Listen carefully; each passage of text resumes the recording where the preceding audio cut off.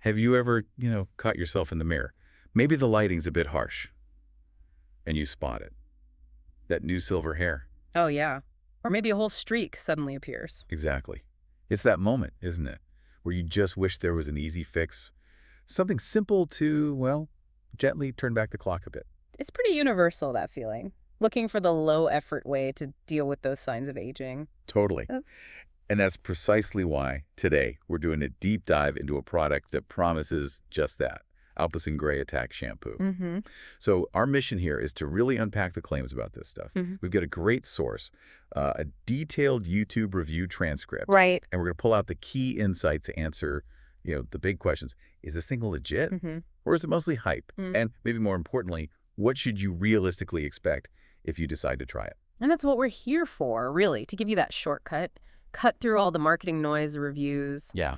and get straight to what matters. Because with products like these, making big promises about appearance, well, experiences vary wildly. They always do. So we'll help you navigate that, understand how it claims to work, and maybe who it might actually work for. Okay, perfect setup. So what exactly is the promise? What's Alpecin Grey Attack supposed to do? What's the main attraction?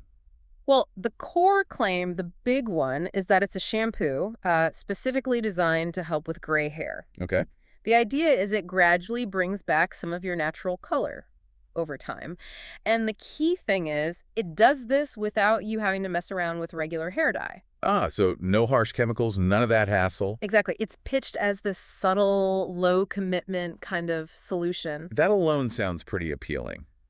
But our source mentioned something else too, didn't it? A secondary claim. Yes, there's another angle they push. It also claims to make your hair stronger. Stronger. How? Thanks to caffeine, apparently. They say the caffeine in it can help with hair loss or thinning. Okay, hold on. A shampoo that brings back color and fights hair loss. That sounds Good. almost too good to be true, right? It's definitely a powerful combination of claims. What does our source say about, the credibility of both of those things working together? That's a really good question. It speaks to the broad appeal they're going for. Right. The allure, like you said, is this promise of a really low-effort, multitasking product for common hair worries. Makes sense. I mean, think about the alternative.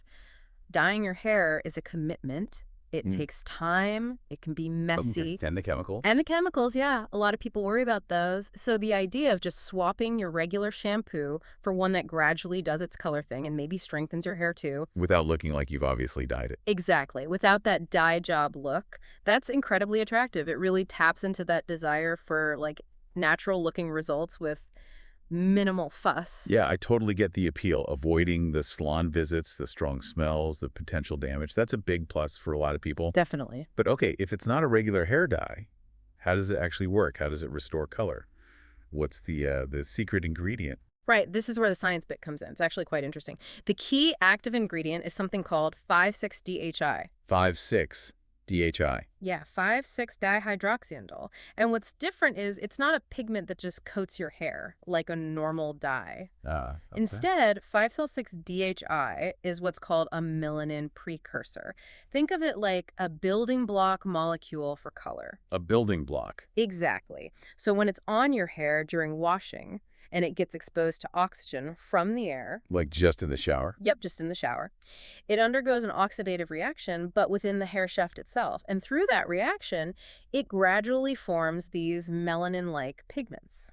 Wow, so it's working from the inside. That's the idea. It's designed to sort of kickstart a natural-looking color development process within the hair, kind of mimicking the body's own way of making melanin, the pigment that gives us our natural hair color. Okay, that makes sense why it's gradual then. Precisely. It's not like you wash your hair once and boom, you look 20 years younger. Right, shame. Huh, yeah. That's not how it works. It's much more of a slow, subtle change. Something you'd probably only start to notice after using it consistently. How long are we talking? Like every day for a few weeks, maybe longer. Depends. So patience is key. Absolutely. It definitely sets it apart from those instant, dramatic fixes you get with traditional dyes. You really need to manage your expectations on the timeline. Okay, so it's a gradual internal process. A marathon, not a sprint, as they say. Good way to put it. But are people actually finishing that marathon? Mm-hmm. Are they seeing results? Because this is where it gets really interesting. Looking at the user feedback from our source, opinions seem, well, all over the place. They really are. It's quite varied. which honestly isn't too surprising for a product like this. Individual biology plays such a huge part. True. So on the positive side, yeah, some people say it absolutely works for them. Like how well?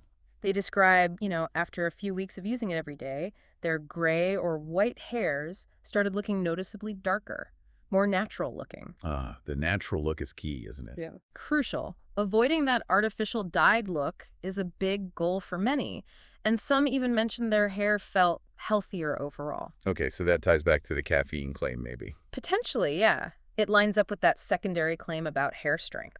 Interesting. Now, speaking of stories, our source mentioned a particularly juicy anecdote, something about twins. Ah, yes, the twin story. Apparently, this story was doing the rounds. A pair of twins in Germany. One used the shampoo, the other didn't. Yeah. And supposedly, the one using Alpecin Grey Attack ended up looking noticeably younger than his brother. Wow. Now, how much of that is true versus maybe some clever marketing? Who knows, right? But it paints a very vivid picture. Those kinds of personal stories, those anecdotes, they're incredibly powerful, aren't they? Oh, definitely. They make you think, hey, maybe that could be me. Exactly. They tap right into that desire for a relatable success story. They offer hope. But There's always a but. there's always a but. That's only one side of it. Our source is very clear that, well, not everyone's singing its praises. Right. What's the other side saying? A lot of people reported using it diligently every single day, just like the instructions say, and seeing absolutely no change at all. None. Nothing. That must be frustrating. Very. Quite a few were genuinely disappointed, felt like it was just a waste of money. Which brings us to really the core question of this deep dive. Why? Why such wildly different results? From seemingly amazing to totally ineffective. Yeah, that really is the million-dollar question, isn't it? Same product, same ingredients. Why does one person see a difference and another sees zip? What does this mean for someone thinking about trying it? What actually influences whether it'll work for you? Well, based on what we gathered from the source, it really seems to hinge on several individual factors. It's definitely not a one-size-fits-all kind of thing. Like what kind of factors? Things like how much gray hair you already have when you start. That seems pretty important. Makes sense. For example, if you've still got a mix of gray and your natural color or some pigment left, maybe the 5,6-DHI has more to, well, react with. More fuel, perhaps. Okay, leading to a more noticeable darkening. Potentially, yeah. Whereas if your hair is completely white, basically pigment-free, maybe the mechanism just isn't as effective. What else? Your original natural hair color before the graying started, that might play a role. And even your specific hair type. You mean like fine versus thick hair? Exactly. Fine, thick, coarse, maybe even how oily it is, its porosity. All these things could influence how that compound interacts with the hair shaft. So it's complex. It is. And beyond that, maybe just how your individual body, your biology, reacts to the specific chemistry of the product, on a cellular level even. So if we zoom out a bit. Yeah, if we connect this to the bigger picture, it really highlights something fundamental about cosmetics and personal care products, doesn't it? Which is? They often interact with our unique biology in really personal ways. What works wonders for one person might do absolutely nothing for someone else. Because we're all different. Precisely because we are all, quite literally, biologically different. It's this interplay between the product chemistry and our individual biology that makes that one-size-fits-all promise so tricky for any company. Yeah. It really underlines why often just trying it yourself is the only way to know for sure. Okay, so understanding that it's very much down to the individual. If someone listening is thinking, okay, maybe I'll give it a shot, what are the risks? Are there any downsides they need to consider before, adding it to their basket? That's a key practical point. And one reassuring thing from our sources is that it doesn't seem to be a huge risk in terms of actual harm. That's a good piece. Here, I mean, we're talking about a shampoo, right? Yeah. So it's easy to just swap it into your routine. No big disruption. And it won't damage your hair. Crucially, the sources emphasize that. It won't damage your hair. That's a big relief, especially when you're trying something new. You're not looking at, like, chemical burns or the kind of allergic reactions some people get with traditional dyes, or long-term hair health problems. The main risk, really, is just that it might not work for you. So more of a financial disappointment than a physical one. Exactly. A waste of money, perhaps, but unlikely to cause actual damage. Got it. So The main thing, the absolute key takeaway if you're considering it, is realistic expectations. You have to go in with those. Don't expect miracles overnight. Definitely not. Or, a complete rewind to your teenage hair color. It's really more of a let's see what happens kind of product. Experiment. Yes, more than a guaranteed fix.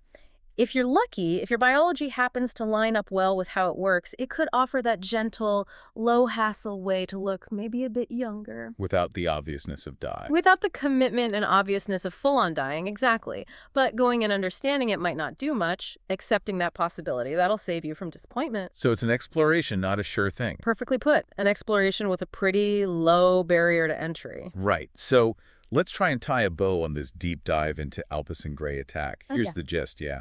Lay it out. It uses this special ingredient, 5-FLAS6-DHI, that melanin precursor, to try and gradually restore some natural color from inside the hair. Plus, it has caffeine, claiming potential hair strengthening. Check. But the results, all over the map. Some people see positive changes, think the twins story, maybe? Right. The anecdotal evidence. While others see absolutely nothing. And this huge variation seems to boil down to individual stuff. How much gray you have, your natural color, hair type, porosity. Your unique biology, essentially. Exactly. The good news, though, is it's low risk. It won't wreck your hair. Which is important. But you have to keep expectations realistic. Don't bank on a total transformation, but hey, it just might be that subtle, easy fix you're after. Couldn't have said it better. And that really leads us to a final thought. Something for you, the listener, to chew on. Okay, let's hear it. Well, in this world where we're always looking for shortcuts, right? Easy solutions for natural things like aging. How do we balance that? How do we balance the allure, the promise of these easy products with the complicated reality of how our unique bodies actually react to them? That's deep. What does the varied success or failure of something like Alpecin Grey Attack really tell us about ourselves, about our own distinct biology, and maybe also about the promises, sometimes grand, sometimes subtle, made by this huge beauty industry? It's fascinating, isn't it? Where chemistry meets biology, meets marketing, meets our own hopes about how we look. Exactly. It's that intersection, something definitely worth thinking about long after you finish listening.